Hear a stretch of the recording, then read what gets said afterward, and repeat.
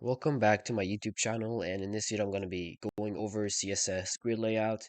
And by the end of this video you're going to make this game board layout, which is pretty cool, and it's also responsive. So if I change the width and height, then we can see that everything here works. And before we actually get started, make sure that you like this video, subscribe to this channel so that you don't miss any new important videos or lessons, and make sure that you hit me up on Instagram, Discord, or anywhere else if you want me to tutor you on web development.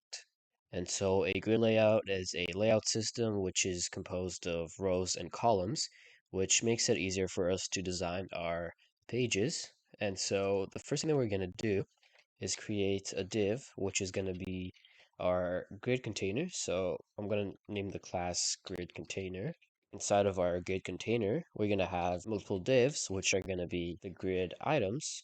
So let's just do a ITM. Now I'm just gonna copy and paste this. So we have 1, 2, 3, 4, 5, 6. And so what we're gonna do is write some text here. So I'm just gonna write numbers from 1 to 6. And here's our numbers. And now we're gonna go to our CSS file.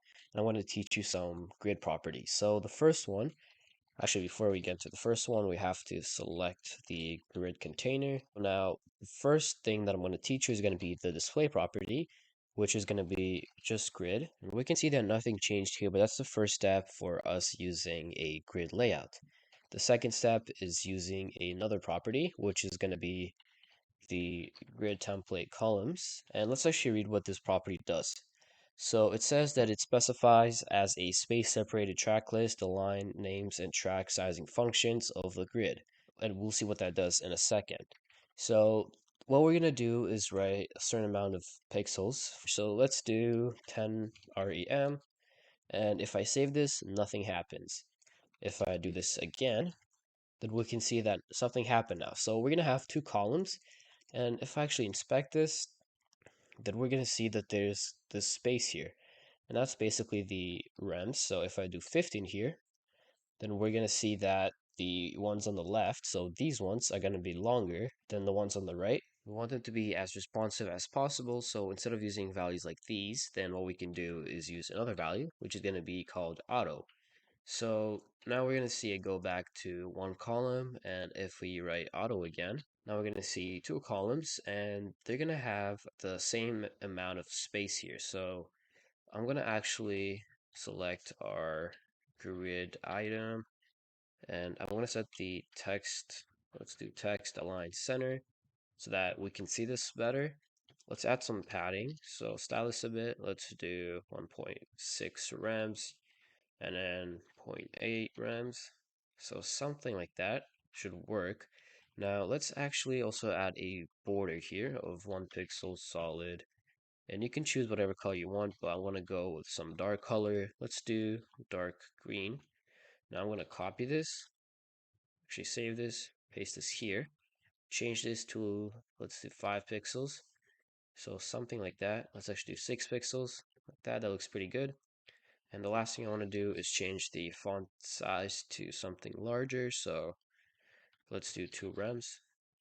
So that looks pretty nice. And so now I'm going to show you why this is a better way to do this by using auto, because now it's actually going to be responsive. So if I change my window, then we can see the change in width here. So now let's say that I wanted to have, I don't know, 3 rows, and we would write auto again here, and I would have 3 rows instead of 2. And let's actually add more items here. So 7, 8, and then one more, so 9. And now we're going to have a layout here, which is pretty close to a calculator. And now moving on to the next property, which is going to be gaps. And so I'm going to go between this property, so the grid template columns, and then the border. And the first thing I'm going to write is column gap. And what we're going to do is just write a random value. So let's do 1 rem. And now we're going to see space between our columns.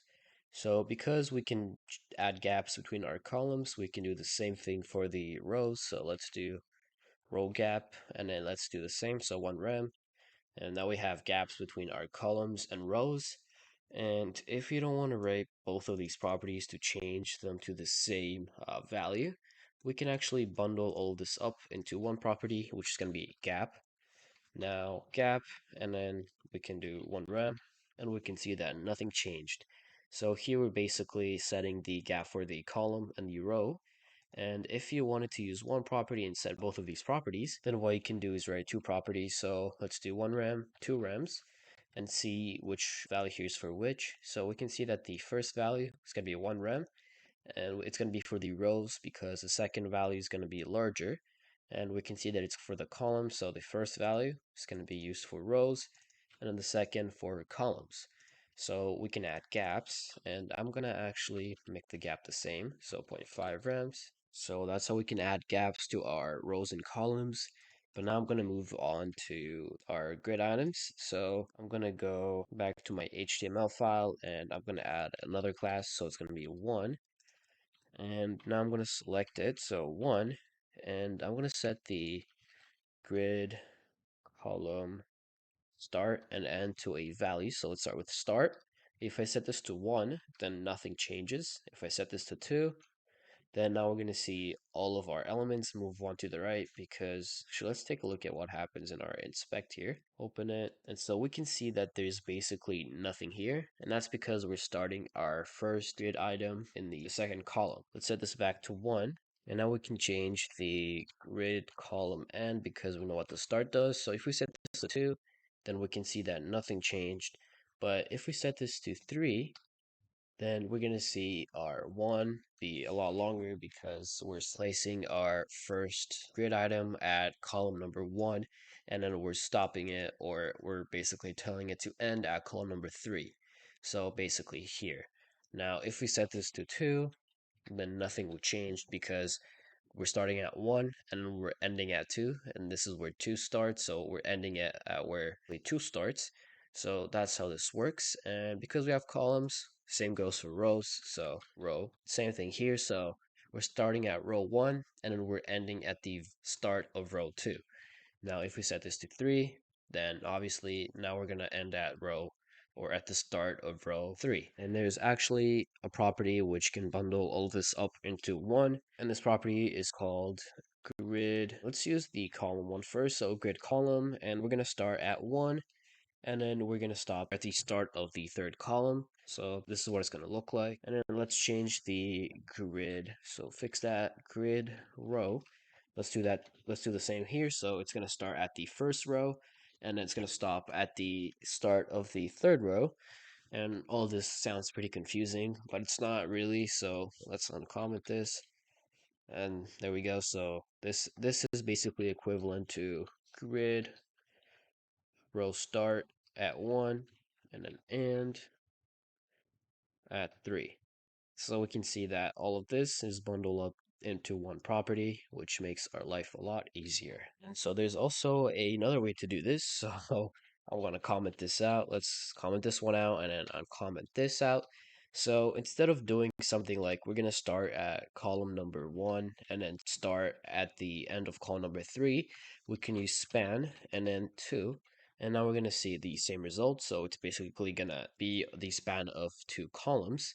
So we're going to start at column number 1, and then it's going to take a span of 2 columns. If we do 3, then we're going to see there's going to be the span of 3 columns. So this one is a lot better to use because it's less confusing. And what we're going to do now is go over the last property by making a something pretty close to a Monopoly board. So I went ahead and deleted some stuff here. So let's delete this part too. So that we end up with this. And what we're going to do is we're going to duplicate this. So 10, 11, 12. We need 19. So 13, 14, 15, 16, 17, 18, 19. Now we're going to fix all of this. So it's going to be 10, 18, and then we have 19. So now we're going to have 19 items. We're going to go to the 8th one, and then I'm going to write center. So this is going to be at the center of the board. And before I go over the property, we're actually going to need 6 columns. So I'm going to do that. Now we're going to have 1, 2, 3, 4, 5, 6 columns. That's what we need. Now we're going to go here.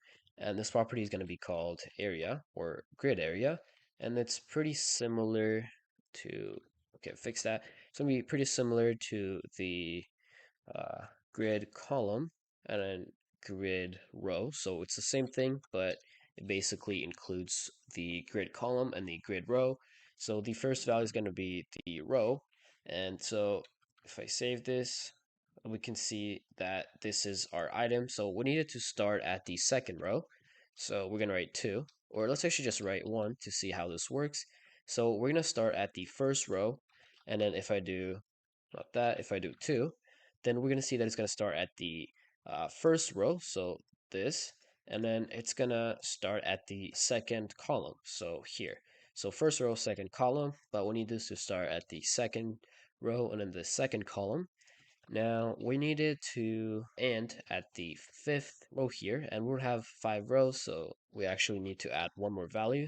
I'm just going to set this to 2 for now. We needed to go to here, and now we need to end at the fifth row. And it's kind of confusing because we can see all of these elements move every time I change this, so you kind of just have to play around till you get here. And for this one, we can actually just delete the 8.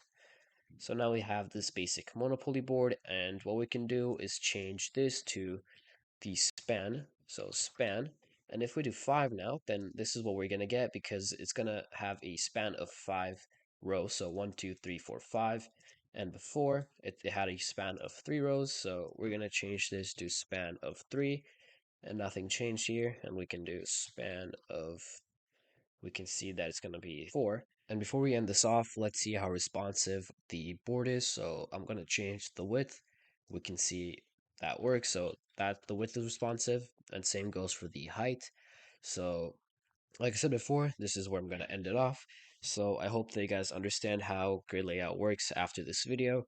And if you did, then make sure that you leave a like, subscribe to the channel so that you don't miss any new important videos. Make sure that you hit me up if you want a web development tutor on Discord, Instagram, or anywhere else. And hopefully see you in the next video.